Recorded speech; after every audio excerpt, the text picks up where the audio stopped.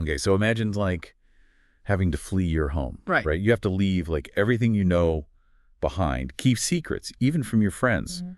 That's the reality for Sade and Femi in The Other Side of Truth. It's the book we're going to be diving into today. Yeah. And this award-winning novel takes us on a journey through the eyes of these young protagonists as they navigate being refugees, family ties, and the courage to speak out against injustice. And it's really striking. You know how Beverly Naidoo just throws us right into the story? Like, there's no easing into it. It's this sudden, dramatic escape from their home in Nigeria. It's a really heart-stopping moment for sure. Oh, yeah. Their mother is killed because their father, a journalist, Yeah. he dared to expose government corruption. Right. So suddenly they're just thrust into this terrifying new world, forced to flee with barely a moment to say goodbye. And the secrecy surrounding their escape, too, adds another layer of tension. They can't tell anyone it's happening. They have to assume new identities, pretend to be someone else's children just to get out.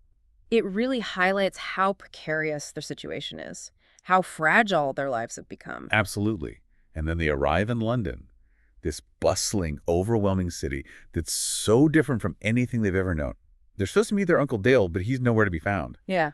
Can you imagine the fear and disorientation? Oh, it's got to be just huge, right? Yeah. It's a feeling that's common to a lot of refugees, that disorientation of a new language, new customs, and the constant anxiety of being an outsider. Yeah. And for Sode and Femi, it's compounded by the fact that they're just children alone in a foreign land. It's heartbreaking. And then to make matters worse, they're betrayed by Mrs. Bankole, the woman who was entrusted with their care. Yeah.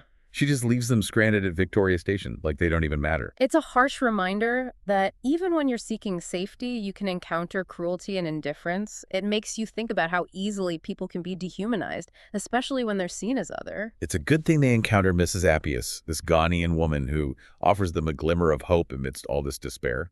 Yeah, Mrs. Appia embodies that unexpected kindness that you sometimes find in the darkest moments. She sees their humanity when others don't, and she provides them with a brief respite from the coldness they've experienced. And that contrast between coldness and warmth, both literally and figuratively, it runs throughout the book. London's climate is obviously colder than Nigeria, but there's also this emotional chill. They encounter this feeling of isolation and fear. Exactly. Then they're moved from one foster family to another, the first one being quite unkind. It makes you think about the challenges of navigating a system that's not designed for their needs. It's bureaucratic, it's impersonal, and it can be incredibly dehumanizing. It's a relief when they finally end up with the Kings, this Jamaican couple who are much more welcoming. At least they find some stability and a sense of belonging there. And it's with the Kings that we see how cultural connections can offer solace. The food, the music, the shared experiences of being immigrants themselves, all of this helps create a space where Sade and Femi feel seen and understood. It's around this time that Saad starts school and meets Miriam, another refugee, who becomes a close friend.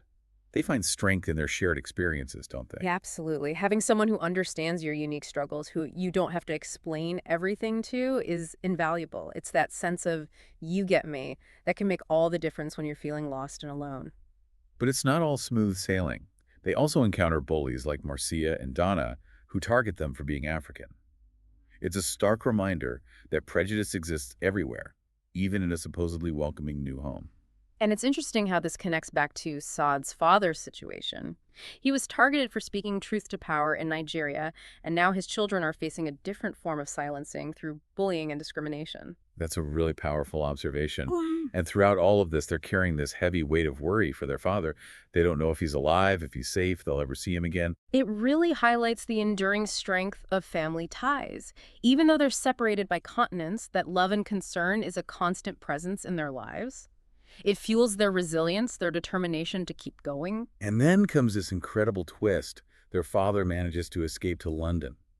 He risks everything to reunite with his children, driven by the depth of his love for them. It's a testament to his courage and the power of family bonds.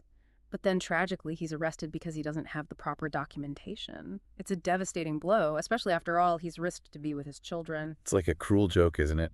He escapes a corrupt regime only to be punished by a system that's supposed to offer safety and refuge. And then to make matters worse, the Nigerian government accuses him of murdering his own wife. Wow. It's a blatant lie, a desperate attempt to discredit him and silence his voice. And it throws Saad and Femi into even deeper turmoil. They know their father is innocent, but how can they prove it? How can they fight back against a system that seems determined to crush them? And this is where Saad's courage really shines. Remember her mother's words? Truth keeps the hand cleaner than soap. Those words become a guiding principle for Saad as she grapples with the decision to speak out. Yeah, it's such a powerful moment, right? This young girl, she's facing unimaginable pressure, remembers her mother's words, and finds the strength to act. She knows she has to do something, even if it means risking everything. Yeah, it really is a testament to the resilience of the human spirit, especially in the face of adversity. And it speaks to that deep-seated belief in the power of truth, even when it seems like lies are winning. So she decides to take action. She ventures out alone on a cold London night to find a news reporter. And remember, she's still just a child in a foreign country, but she's driven by this fierce determination to tell her story, to expose the lies and to help her father. It's an incredibly brave act. It Mm. really highlights the importance of finding your voice, even if it shakes, even if it feels small, because sometimes speaking your truth is the most powerful weapon you have. Thinking about all the challenges Saad and Femi face, it really makes you appreciate that central theme of the refugee experience that Naidu captures so well. Their story, their struggles, they resonate with the experiences of so many displaced people around the world. Absolutely. The sense of loss, the displacement, that constant fear of the unknown, these are universal experiences for refugees. And Naidu doesn't shy away from depicting the harsh realities they face. The bureaucratic hurdles, the prejudice, the constant threat of deportation. And let's not forget the psychological toll it takes. They've witnessed violence, lost their mother, and are living with a constant worry for their father. That kind of trauma can have a lasting impact even if they find physical safety. You're right. And that's where the theme of family ties becomes even more crucial. Their love for each other, their shared memories, those small moments of connection, it's what anchors them, what gives them the strength to keep going. Remember that scene where Sade is writing in her diary? It's such a powerful example of how she uses writing to process her trauma and hold on to hope. And it reminds us how important those outlets for expression are, especially for young people facing overwhelming circumstances. You've hit on a crucial point. Studies have shown that maintaining those family connections is vital for the well-being of child refugees. It provides a sense of stability and identity amidst so much upheaval. And for Saad and Femi, the hope of reuniting with their father is what keeps them going. It's that unwavering belief that their family will be whole again, that they'll find justice that keeps them afloat in a sea of uncertainty. And that brings us to the theme of truth versus lies, a thread that runs through the entire book. Right. We see it in Saad's father's journalism, his willingness to risk everything to expose the corruption that's plaguing his country. And we see it in Saad's internal struggle as she weighs the risks and consequences of speaking out. Does she tell the whole truth about their situation, risking deportation? Or does she stay silent, protecting herself but perpetuating the injustice? It's a difficult dilemma, and it highlights the complexity of navigating a world where truth is often suppressed, where speaking out can have dangerous consequences. But it also underscores the importance of fighting for what's right, even when it's hard, even when it feels like you're up against impossible odds. And it's worth noting that this theme is deeply personal for Beverly Naidoo. Her own experiences escaping apartheid in South Africa and her commitment to social justice clearly inform the book's powerful message. It's fascinating how an author's personal history can shape their storytelling in such profound ways. Remember that Naidoo's first book, Journey to Joburg, was banned in South Africa for exposing the injustices of apartheid. It's a testament to her courage and her unwavering belief in the power of truth. And it makes you think, what would you do if you were in Sade's shoes? Would you have the courage to speak out against injustice, even if it meant risking your own safety and well-being? It's a challenging question, one that forces us to confront our own values and beliefs. And that's what makes The Other Side of Truth such a powerful and thought-provoking book. It's not just a story, it's a call to action. And it's not just about grand gestures of heroism. It's about those everyday acts of courage, like standing up to a bully speaking out against discrimination, or simply refusing to stay silent in the face of injustice. And let's not forget the political element that underpins this story. The corruption that forced the Salaja family to flee their home, the false accusations against Saad's father. It all highlights the dangers of unchecked power and the importance of holding those in authority accountable. It underscores the critical role of a free press, of investigative journalism, and of individuals who are willing to speak truth to power, even at great personal risk. Because when truth is suppressed, everyone suffers. We've talked about the themes of refugee experience, family ties, and truth versus lies. But what about this idea of the other side of truth?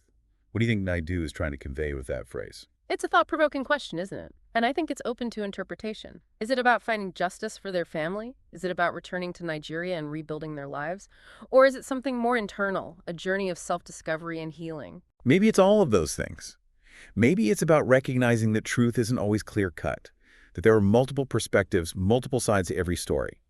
And perhaps the journey itself, the struggle to navigate these complexities, is part of finding that other side of truth. And I think the ending with Saeed's father's release for Christmas reflects that ambiguity.